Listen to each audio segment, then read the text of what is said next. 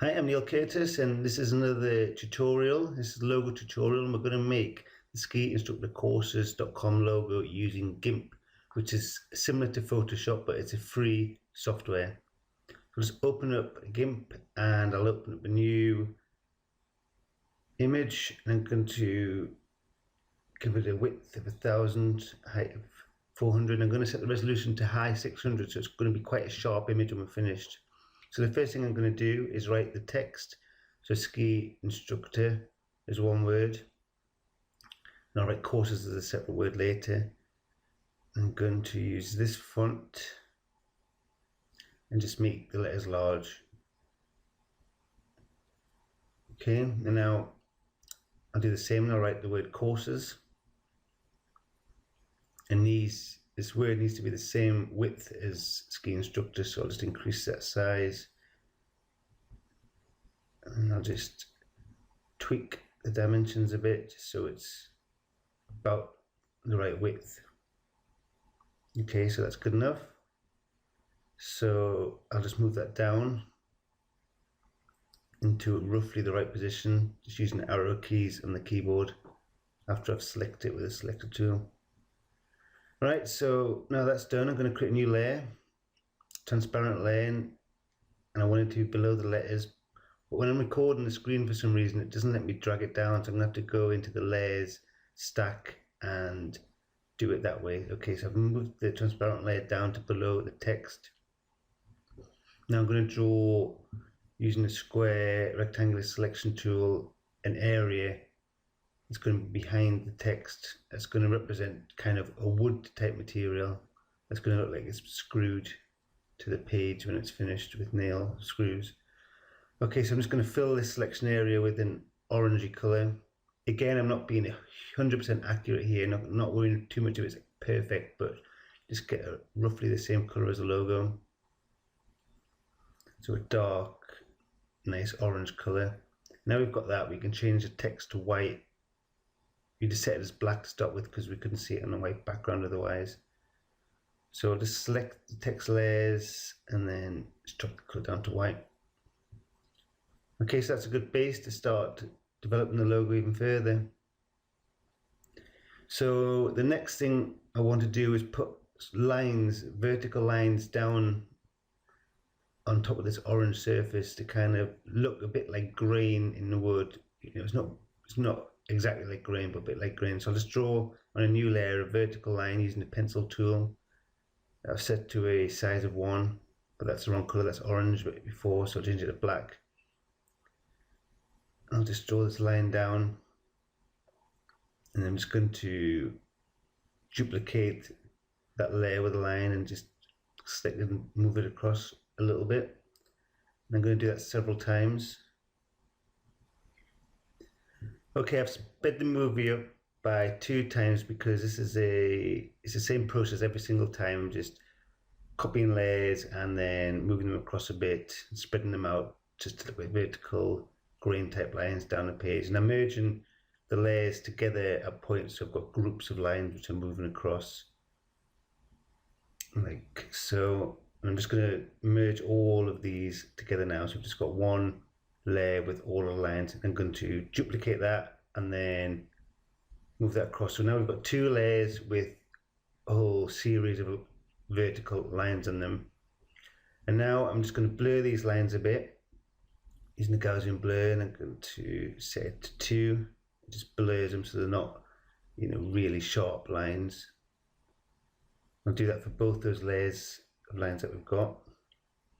And now I'm going to reduce the transparency right down to 30.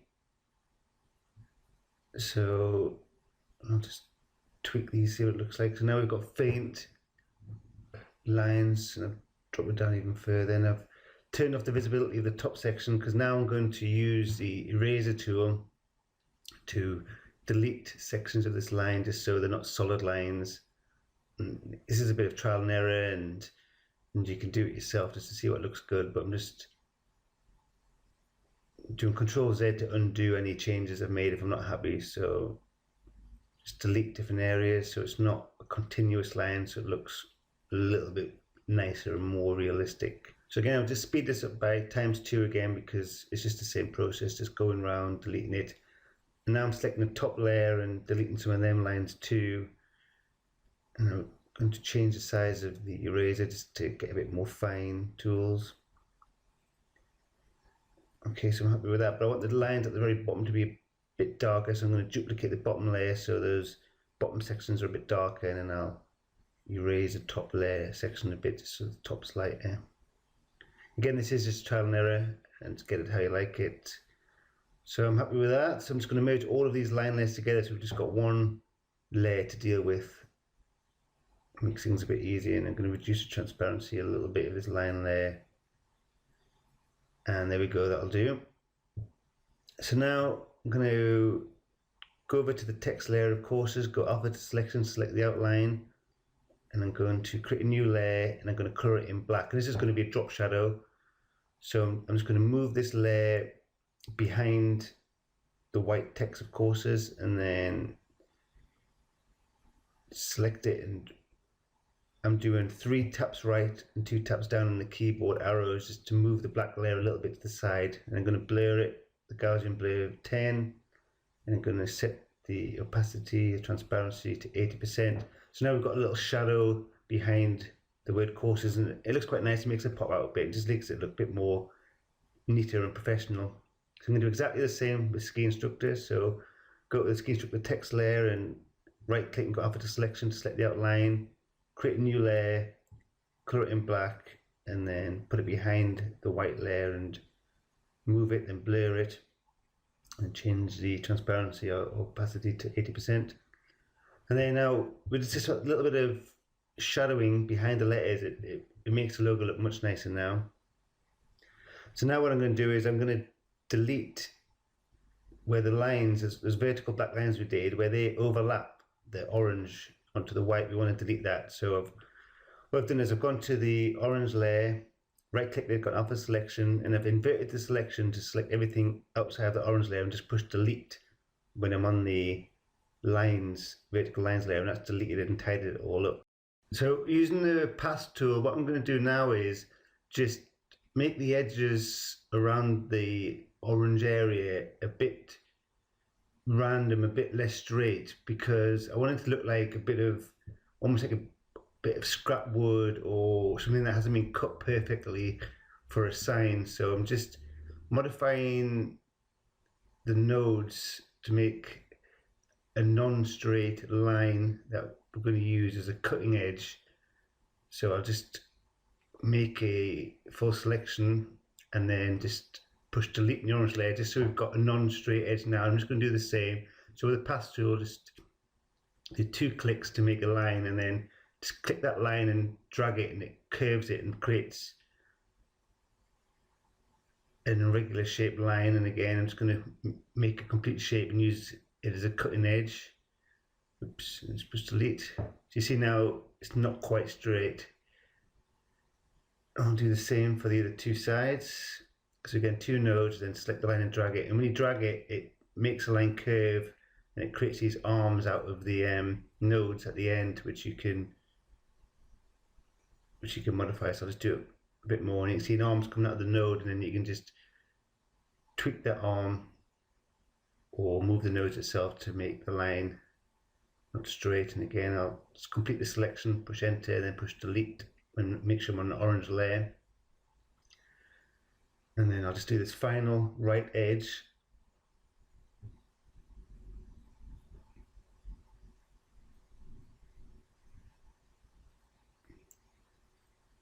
So this part won't be perfect to the logo that's on the skiinstructorcourses.com website, because the angle and the curves and the actual size of the orange area will be slightly different, but all the techniques are identical. So if I spent a bit more time, I could make it perfect, but it's going to be close enough. So now I'm just going to create a drop shadow behind the orange layer. So again, just makes it nice, makes it pop out a bit. And I created this drop shadow exactly the same as what I did behind the letters. So it's looking pretty nice. What I'm going to do now is I'm just going to darken up areas around the edge of this orange layer. So I've clicked the dodge burn tool and I'm going to go into burn and make quite a big selection area, and I'm just clicking around the edge of this orange sign just to sort of burn it or darken it up a bit, just to make it a little bit more weathered and less regular. And now I'm going to go dodge. I'm just going to lighten up the middle just to create more of a gradient of colours across this bit of wood. It's a bit of an orangey bit of wood, but you know, it just makes it a bit more textured. And there we go. I'm happy with that. So what I need to do now is I need to put some screws into the corner that I'm going to make it look like this bit of wood screw to the website. So I've actually got 2 images of screws, so you can find your own if you did want to make this. So I've got 2 different screw heads, which I'm just going to drag into the software, and I'm going to put them at the top of the pack of the stack of layers. Right, so there we have it. We've got our 2 screws. And I'm just going to cut out the screws, get rid of the background because we just want the screw heads. I'm going to go to the layer and I'm going to make sure it's add to alpha layer. And I'm using this circle select tool to draw a nice circle that's quite tight to the outside of the screw head. Okay, now I'll push enter to select that, and I'm going to invert the selection and then push delete. And then that's gone. And so now I've just got the screw head with a nice transparent layer.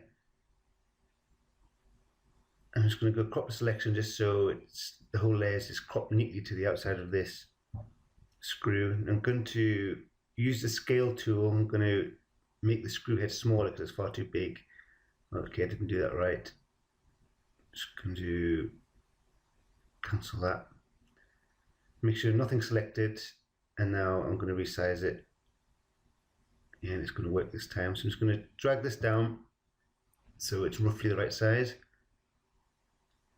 and stick it in the corner. And I'll do the same with the other screw head. Just make sure I select that layer, and using the circle select tool, I'm going to draw a circle around the outside, try and get it as tight to the outside of this screw head as possible.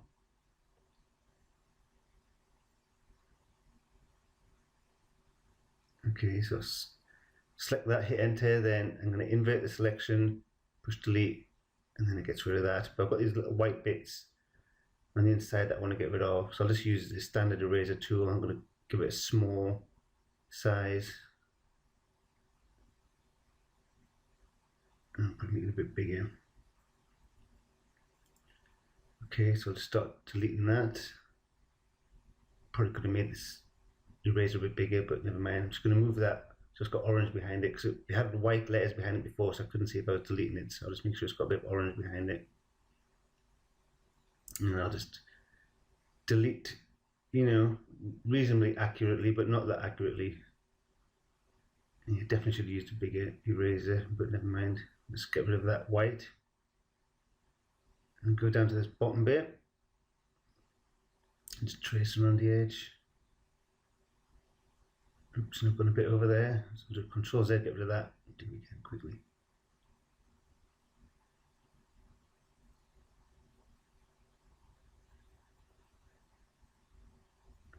Okay, just get a slightly bigger eraser tool and just get rid of that last bit of white. That's quite rough, but it's good enough, it's neat enough, and you'll see it's really quite nice effect at the end. So I'm just going to auto crop around that layer. If I select the right thing, okay. So now I'm just going to drag that down, make it small again. Try and make it a similar size to the other screw head. So I'll just check, I'll just drag it across and have a look. It's a little bit too big.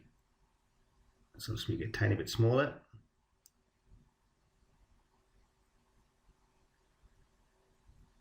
Okay, and stick it over on the right hand side. So I want 4 screws at one in each corner. So I'm just going to duplicate, copy this screw head layer.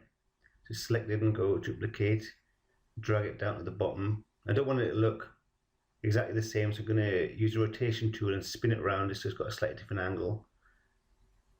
And then I'm going to do the same with the other screw head. So I'll duplicate it, let's rotate it a bit, and I'll drag it down. And so it's looking quite nice, but I do want the screws to look a little bit different from each other. So I'm just going to modify the colors a little bit. So I've selected the curves tool here, and it's quite a nice one for quickly just changing contrast and brightness of different things. So you see I'm dragging this curve, and that bottom right screw head is just changing a little bit. So again, it's just a bit of trial and error until you're happy with what color you want it. And just check it. Okay, so I'll just do that. And now I'm actually going to change its color. So if you go to colorize, you just drag these arms across. I want to make it look a little bit like a rusty-ish screw. Definitely more rusty than the one above it, just so it doesn't look like I just copied and pasted two screws. Okay, that'll do for that one.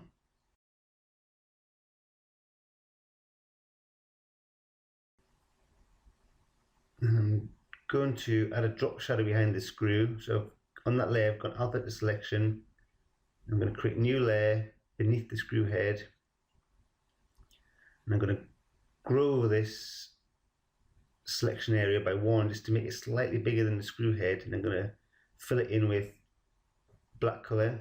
So that you can see behind the screw there's a black layer now. I'm going to blur that, so we can just find the screw head there. So I'm going to leave it as 10 for now, and that's a bit too much, so Control Z to undo that, and I'll go blur again. I'll just knock that down to 5. Okay, that'll do. And select that blur layer and just tap right and down on the keyboard just to move it across a bit. Give it a bit of a drop shadow to the right. Change its opacity to 80, and I'm happy with that. What I'm going to do now is I want to put a drop shadow behind the top screw. So I've just copied the drop shadow I've just created and make sure it's below the layer that the screw head's on, the top screw head's on. So I've just done that, and select the drop shadow layer and drag that up to behind the top screw. Just try and save myself a tiny bit of time. But I was saying that it doesn't look quite right because there's a little cut out of the drop shadow from the one below. So I'm going to create a new drop shadow from scratch because it doesn't take very long, so I'm going to delete that.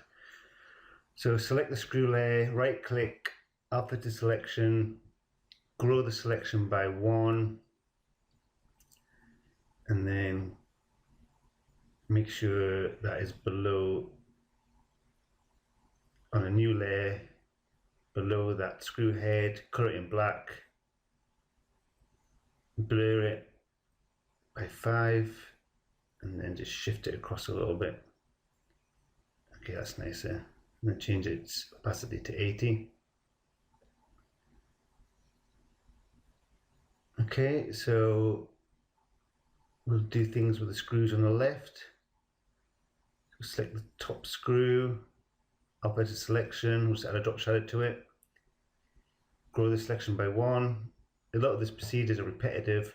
Create a new layer underneath the screw head, color it in black, and then blur it by 5, and shift it across.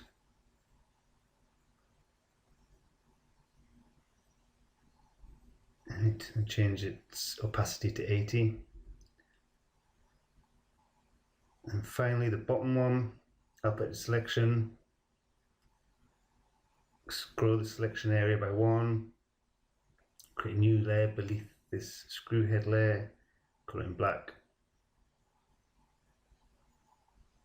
blur it,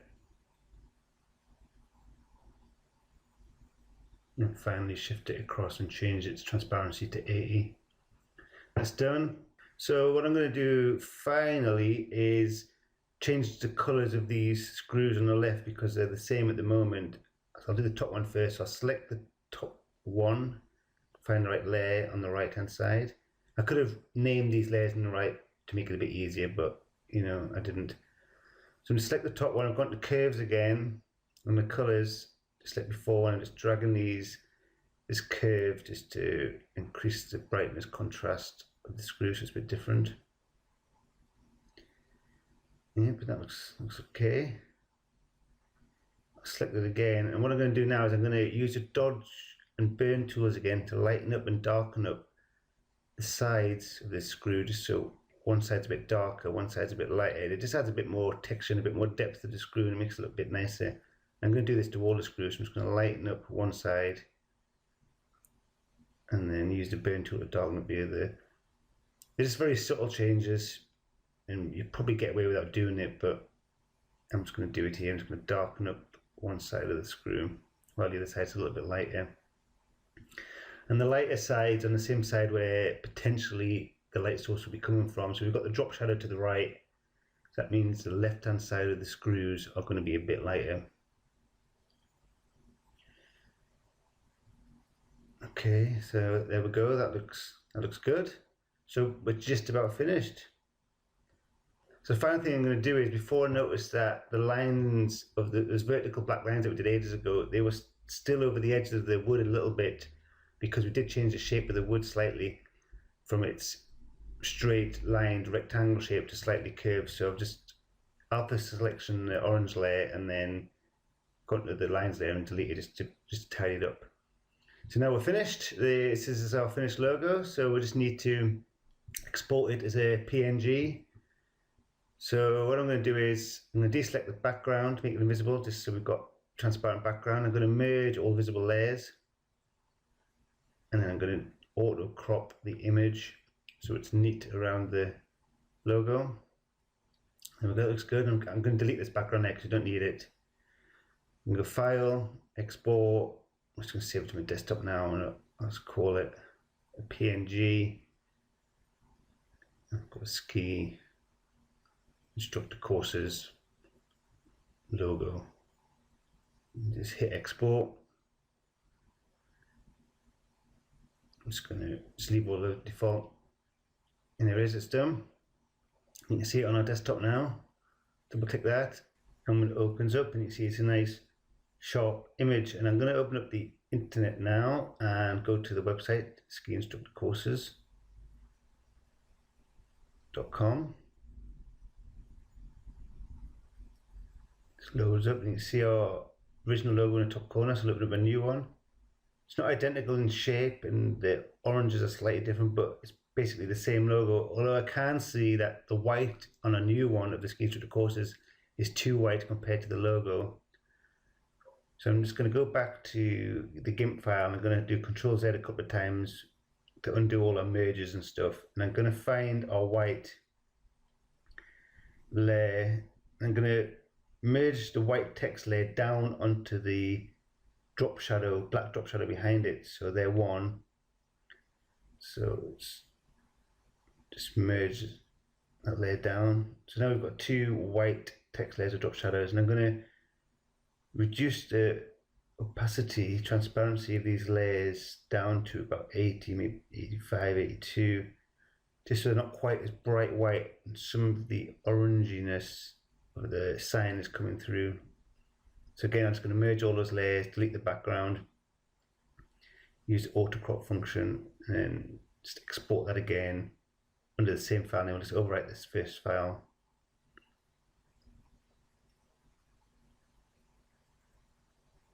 Okay, now I'll open up the logo again. Let's find it. You'll see the white's not as white anymore, and it's more similar to the original logo. So there you go. That's how you make the skiinstructorcourses.com logo, and have a go yourself if you think you want a logo for a website or just want to have a bit of fun with using the Gimp software. If I went over some things too quick, I didn't explain things well enough, please just leave a comment below this video on YouTube or ask me a question. Head over to neilcurtis.me and I'll do my best to try and answer it. And there's a lot more guides, tutorials about making logos, other graphics and making websites in general over at neilcurtis.me.